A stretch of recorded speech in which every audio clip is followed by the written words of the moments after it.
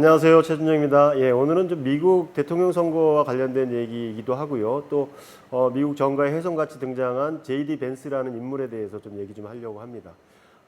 공화당 대통령 후보로 확정된 트럼프가 총격 사건을 딛고 그 선두 주자로 달리는가 했는데 노회한 바이든이 결국은 민주당 후보였죠. 후보로 사퇴하면서 해리스라고 하는 부통령이 새롭게 민주당 후보로 부상하면서 미국 대통령 선거가 굉장히 관심의 대상으로 올라오고 있고요. 초박빙의 지금 승부를 펼칠 것으로 예상되고 있습니다. 그 와중에 화제 인물이 한 명 있는데요.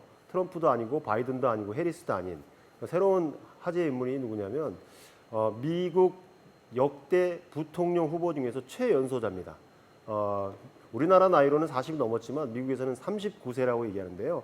미국 언론에서는 39세의 벤스가 미국의 최연소 부통령 후보가 됐다 이렇게 언론에서 떠들고 있습니다. 이 벤스라는 인물에 대해서 좀 알아보려고 합니다. 벤스의 나이가 우리나라 정치인들과 비교해 보면 어떤지 좀 살펴보면요. 국민의힘 당대표로 선출된 한동훈 씨가 73년생이니까 제이디 벤스보다 11살이 많습니다. 그리고 그 전에 국민의힘 당대표였던 이준석, 지금 현재 개혁신당 대표죠. 이준석 씨가 85년생입니다. 그러니까 제이디 벤스보다 한 살 어리다라고 보면 되고요. 굉장히 젊은 축에 속한다고 할 수 있는 제이디 벤스가 부통령 후보로 전격 지명이 된 것이죠. 이 벤스라는 사람은 우선 우리나라 사람들에게 알려진 것은 이 친구가 2017년에 책을 냈어요. 그 힐빌리의 노래라는 책을 냈는데 벤스는 어떤 사람이냐면 미국의 쇠락한 공업지대를 대표하는 러스트벨트 출신입니다. 그래서 러스트벨트란 말은 러스트란 말이 원래는 그 영어로 하면 녹이란 뜻이에요. 쇠가 이렇게 부패하면은 녹이 슬지 않습니까? 그래서 패망한 공업지대 이런 것들을 상징하는 곳이라고 할 수 있고요. 주로 이제 미국 동북부의 에팔레치아 산맥을 중심으로 쭉 이어져 있는 한 9개 주 정도, 오하이오주라든가 펜실베니아주 뭐 이런 쪽이 주로 이제 러스트벨트에 포함된다고 할 수 있는데 러스트벨트에 사는 사람들을 일명 우리는 이제 백인 하층민 노동자 이렇게 부릅니다. 그들을 부르는 별도의 칭호가 있어요. 그게 바로 이 책의 제목인 힐빌리입니다. 힐빌리.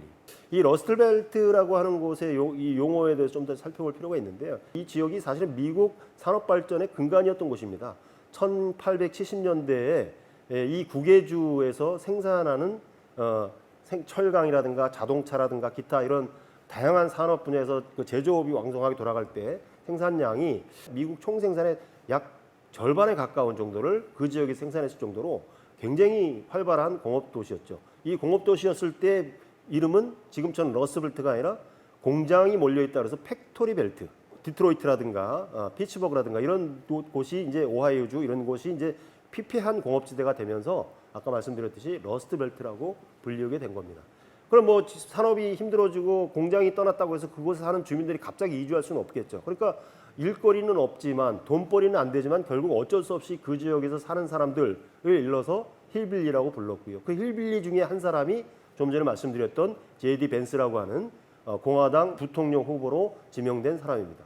이 힐빌리였던 그 제이디 벤스가 어떻게 일약 상원의원이 되고 또 그리고 유명 인사가 되고 심지어는 최연소 부통령 후보가 됐는지를 살펴보면 미국 정치, 미국 사회 여러 가지 측면들을 우리가 동시에 한번 알아볼 수 있는 기회가 되지 않을까 싶어서 오늘은 제이디 벤스가 쓴 힐빌리의 노래에 나오는 내용들을 가지고 여러분들에게 좀 미국 정치에 대해서 좀 얘기를 해보려고 합니다.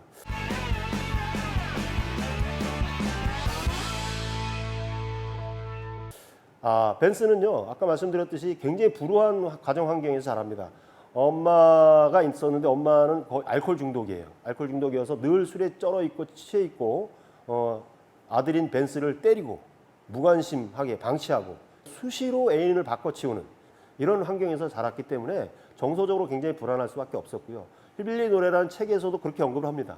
내가 러스트벨트에 살았을 때 가장 고통스러웠던 것은 경제적 빈곤이 아니라 소속감이나 안정감을 느낄 수 있는 대상을 찾지 못했고 정서적 안정을 이룰 수가 없었다. 그래서 이런 정서적 빈곤이 나를 더욱 힘들게 만들었던 기억이다. 이렇게 표현하고 있습니다. 그런데 이 벤스에게 은인과도 같은 사람이 한 명 있었습니다. 그게 누구였냐면 할머니가 아니라 할모라고 표현되는 분이 있는데 이 벤스의 할모가 어쨌든 자기 딸은 알코올 중독자이지만 손주를 끔찍하게 사랑하고 아끼고 보살펴서 결국 나쁜 길로 빠지지 않도록 유도해주고 보살펴줘서 결국은 벤스가 어린 나이에 아르바이트를 해가면서 무사히 고등학교를 졸업할 수 있도록 이 할모가 도와줘서 제대로 성장을 하는 거죠. 그리고 고등학교 졸업하고 나서는 뭐 러스트벨트에 있어봐야 취직할 거리도 없고 또 가정 형편이 어려우니까 바로 뭐 대학에 갈 형편도 안 되고 그래서 벤스가 머리를 쓴 게 해병대에 입대를 합니다.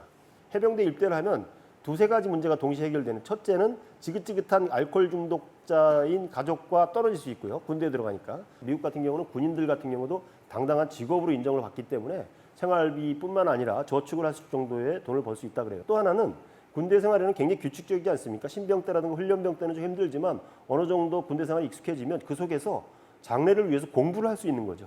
그런 세 가지 장점을 골고루 잘 취득한 사람이 바로 이 제이디 벤스라고 할 수 있습니다. 그래서 해병대를 제대하자마자 오하이오 주립대학에 입학을 하고 오하이오 주립대학을 졸업을 하고 바로 이어서 예일, 명문 예일 로스쿨을 나와서 변호사가 됩니다. 흑수저로 출발해서 자수성가한 사람의 대명사처럼 불리게 된 게 제이디 벤스라는 인물입니다. 실리콘밸리에 있는 IT 업체하고도 교류를 하고 그쪽과 관련된 일을 주로 도맡아서 하는 그런 전문 변호사 역할을 하면서 부도 축적을 하고 인지도도 끌어올리고 그런 와중에 아마도 정치에 뜻이 있었던 것 같아요. 힐빌리의 노래라는 책을 써서 그게 또 일약 베스트셀러에 올라옵니다. 그래서 뭐 뉴욕타임즈 17주 연속 뭐 베스트셀러 1위를 했다든지 굉장히 많은 사람의 가슴을 울렸던 그런 책입니다. 책 내용을 좀 살펴보면요, 그도 그럴 것이 뭉클한 내용들이 굉장히 많이 있습니다. 이 어린 제이디 벤스가 우리나라로 얘기하면 고등학교 정도 나이가 됐을 때 자기 생활비를 벌기 위해서 왕성하게 알바를 하는데 어느 날 급여 명세표에 보니까 주정부 그다음에 중앙정부에서 떼간 세금이 있더라는 거예요. 그걸 보고서 러스트벨트에 살고 있는 힐빌리들 보면은 푸드 스탬프라 그래가지고요. 자기가 일해서 자기가 먹거리를 스스로 해결하는 게 아니라 정부에서 주는 저소득층을 위한 음식 쿠폰이에요. 도장을 찍고 음식을 받아서 자기 먹거리를 해결하는 사람들. 그다음에 웰페어 퀸이라 그래갖고 복지 여왕들. 아무런 일도 하지 않으면서 민주당에서 시행하는 복지 정책의 혜택을 받아서 그 복지 시스템에 의해서 들어오는 생활비, 할모가 입버릇처럼 얘기했던 노동자를 위한다고 하는 민주당이 만들어낸 꼬락서니가 바로 이런 모습이다. 사실은 끝도 없이 밀어주기만 해야 되는 복지 정책에는 무조건 찬성하지 않는다. 그보다는 그들이 일을 할 수 있게 하고 뭔가 자기 삶을 변할 수 있도록 유도하는 것이 더 중요하다라고 하는 신념을 갖게 됩니다. 그 힐빌리들 개개인들의 삶의 태도에 대해서는 문제를 삼지만 힐빌리의 노래라는 책에서 바로 그런 것들 굉장히 많이 문제를 삼거든요. 그보다 더 근본적인 문제, 왜 힐빌리가 탄생했는지, 왜 팩토리 벨트가 러스트 벨트로 전환했는지, 미국의 제조업이 왜 폭망을 하고 붕괴가 됐는지, 그리고 자유무역주의라고 하는 것이 미국을 이롭게 했는지 해롭게 했는지 이런 것들에 대한 정책 대안을 모색을 하고 힐빌리들의 삶을 자활의 길로 갈 수 있도록 도와주는 역할을 어떻게 할지를 하기보다는 자신의 출세의 계속의 길만을 가고 있다는 모습을 제가 보게 되거든요. 안타까운 마음이 굉장히 많이 듭니다. 예전에 그 사회학자, 미국의 사회학자 베블론이라는 사람, 그 다음에 프랑스의 사회철학자인 피에르 브루디에라는 사람이 공통적으로 가졌던 문제의식이 있습니다. 그건 뭐냐면 왜 가난한 사람들은 보수 정당에 표를 줄까? 왜 가난한 사람들은 보수 정치인에게 표를 줄까? 이게 아주 오래전부터 나왔던 문제의식이고 그거에 대해서 이제 피에르 브루디에나 소스타인 베블론이 가졌던 문제의식을 사실 토머스 프랭크라고 하는 미국 역시 사회비평가가 정답으로 제시한 게 있습니다. 그게 뭐냐면 민중의 창란 현상이라고 해요. 민중의 창란 현상. 그들은 자신의 삶을 근본적으로 개조하려고 노력하기보다는 차라리 이미 성공한 사람, 자신들을 돌봐주고 있다고 믿는 부자들, 기득권층에 빌붙어서 조건이 좋지 않은 일자리라도 유지하는 것이 자기 삶에 도움이 된다고 판단해버린 거예요. 타협해버리는 거거든요. 괜히 그들에게 반대편에 서고 진보적인 구호를 외치고 뭔가 으쌰으쌰 하려고 했다가는 그나마 그 일자리도 뺏길지 모른다는 불안감. 이 결국은 보수 정권, 보수 정당 또는 기득권에 기생하는 삶으로서의 자기 삶의 어떤 정체성을 만들어 버린다는 거거든요. 그게 바로 가난한 사람들이 자신들을 착취하고 자신들을 구조적으로 못 살게 했던 원흉에 가까운 그런 보수 정당에 표를 주고 거기에 빌붙어 살려고 하는 어떤 마음을 갖게 된 원인이라고 하거든요.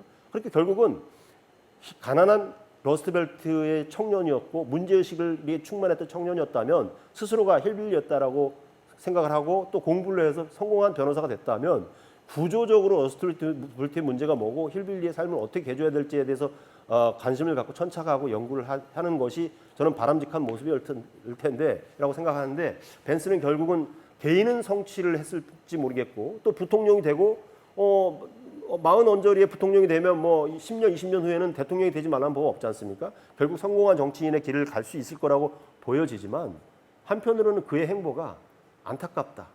특히 가난한 사람들을 위한 인문학 강의를 하고 있는 저로서는 이런 그 개천용 또는 흑수저 출신의 성공한 사람들이 그 사람들이야말로 정말 그 가난한 사람들의 마음을 잘 알고 그 가난이라고 하는 것이 자본주의 또는 민주주의 사회에서 구조적으로 배태할 수밖에 없는 근본적인 문제라는 걸 제대로 인식해서 구조를 개선하고 그들에게 새로운 희망을 만들어줄 수 있는 희망의 증거가 돼야 될 텐데 그렇지 못한 모습을 가지고 있는 J.D. 벤스.